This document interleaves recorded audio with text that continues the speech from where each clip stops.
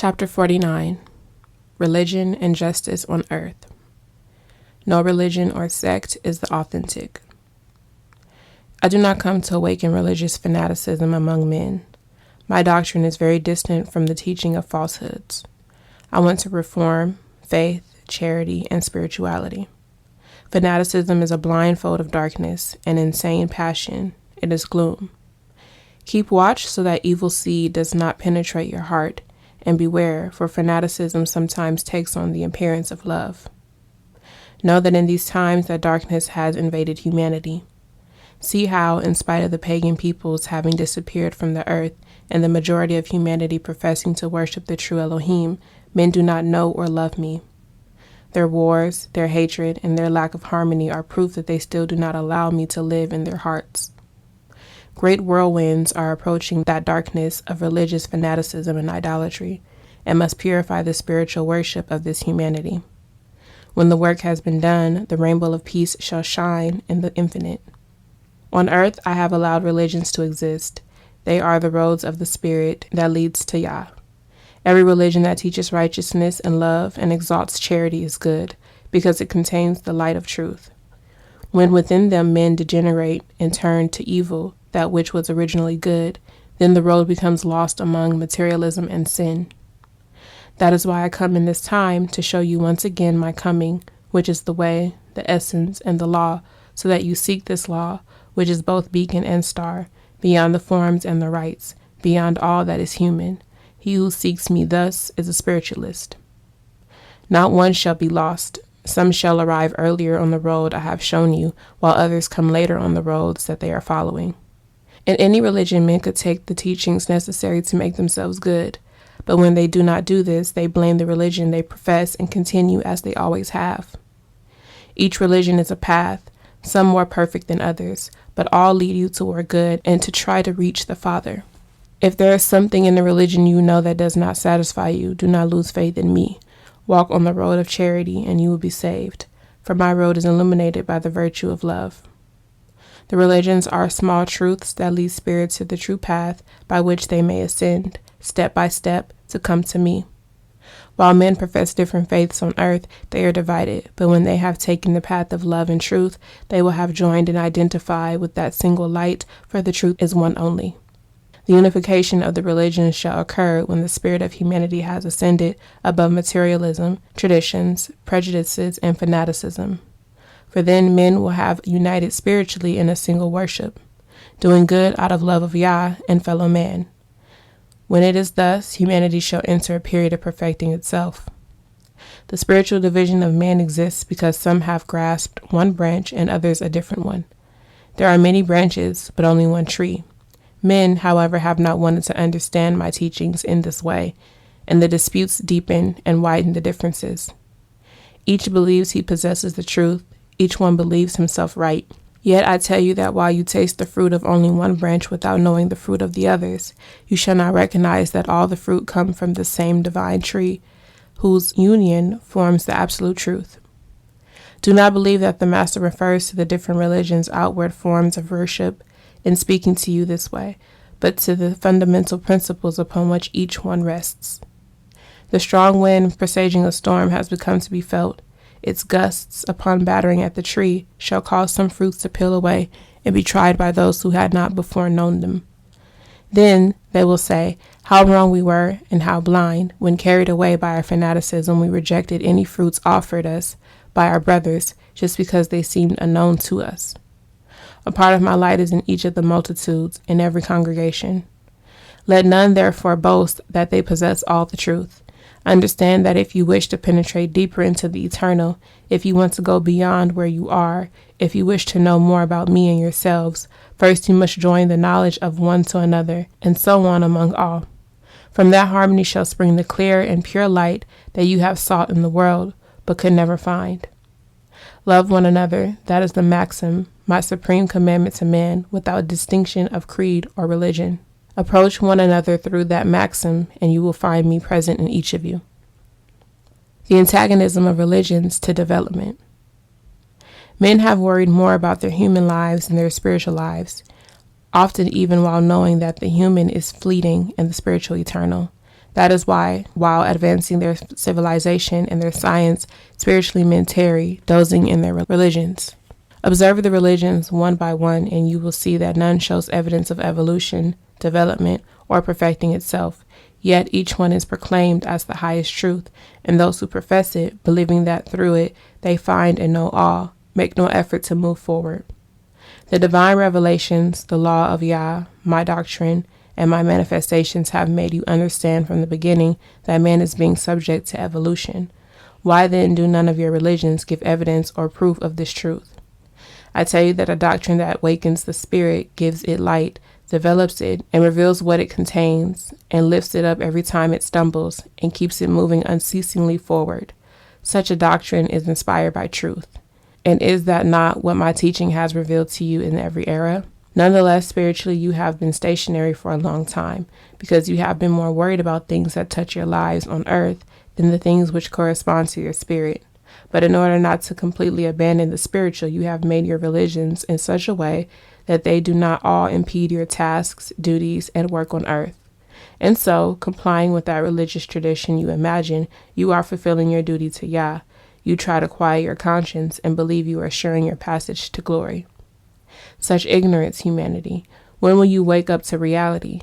Don't you realize that complying with your religions give nothing to me or to your own spirit? When you leave your churches and temples and say, I have complied with Yah's rules, you have made a big error, because you believe that you came to give something to me, when in fact you should realize that you have nothing to give me, and much to receive from me, as well as to give yourselves. You believe that obedience to the law is limited to going to those places, and that is another serious error, because those places should be schools where the disciples learn so that they can put the lessons learned into practice throughout their lives. That is true compliance with the law. The relation between religion and science. From the beginning of time, the emissaries of the law and doctrine of the Spirit have seen the men of science as an adversary, and great battles have taken place between them. It is time that I say something about these controversies. I made this world to serve as a temporary dwelling for incarnated spirits, but before they came to populate it, I prepared them with the gifts of conscience, understanding, and will. I knew beforehand the destiny and evolution of my creatures, and deposited on the earth, in its bowels, on its surface, and in its atmosphere, all the elements necessary for the protection, sustenance, development, and even the enjoyment of human beings.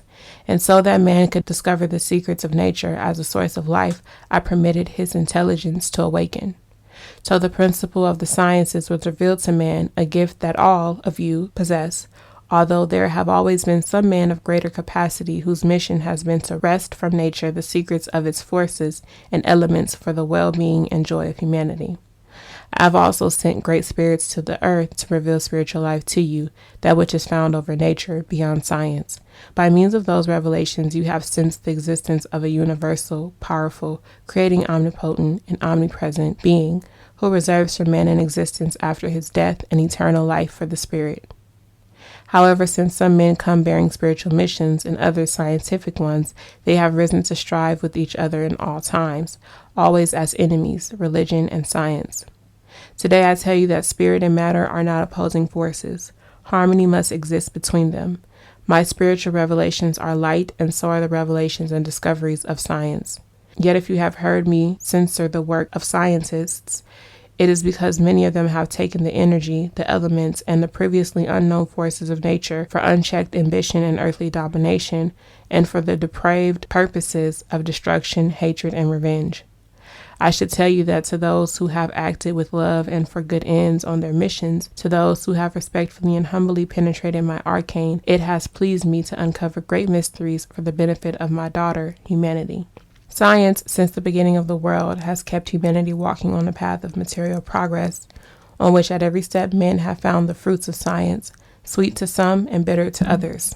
This is the era when you must understand that all the light belongs to my spirit, and all that is life is from my divinity, because I am the arcane, the source, and the beginning of all creation. These disputes between the spiritual and the scientific will disappear from mankind, so much so that spirituality and science will unite in one single light to illuminate the path of men to the infinite. The hardness and injustice of earthly judiciary. I have come to nullify your erroneous laws so that you will be governed only by those that are formed by my precepts and are in agreement with my wisdom.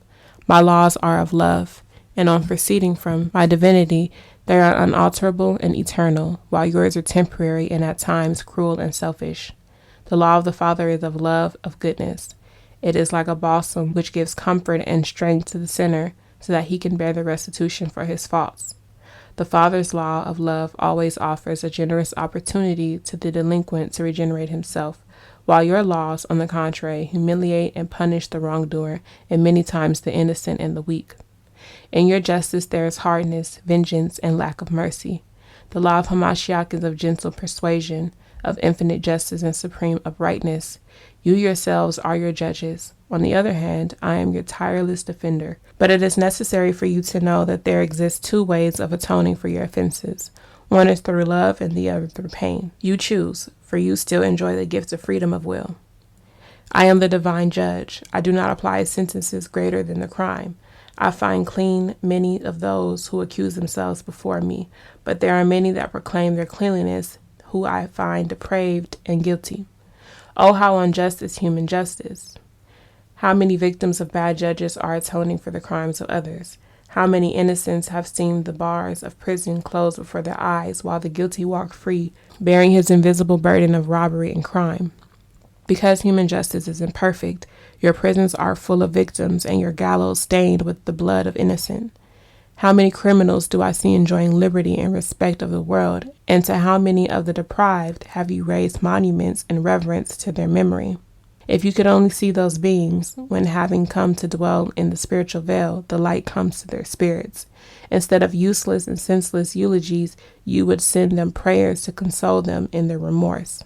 The arrogant, self-righteous justice of man. May love be what guides you so that you may become true messengers of the divine comforter.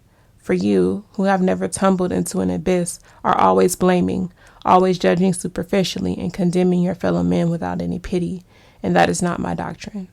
If before judging you looked closely at yourselves and your defects, I assure you your judgment would be more merciful. You consider those in jails to be evil, and hold those in hospitals to be unlucky. You keep yourself apart from them without realizing that they are worthy of entering the kingdom of my love, and you do not wish to consider that they also have the right to receive the rays of the sun, which was made to give life and warmth to all creatures without exception. Many of these beings confined in places of atonement are mirrors into which humanity does not wish to look, for it knows that these mirrors reflect will many times be an accusation. Earthly justice as a necessary evil. The justice established on earth does not act justly. I can see its lack of charity, its lack of understanding, and its hardness of heart, and yet each shall receive perfect justice.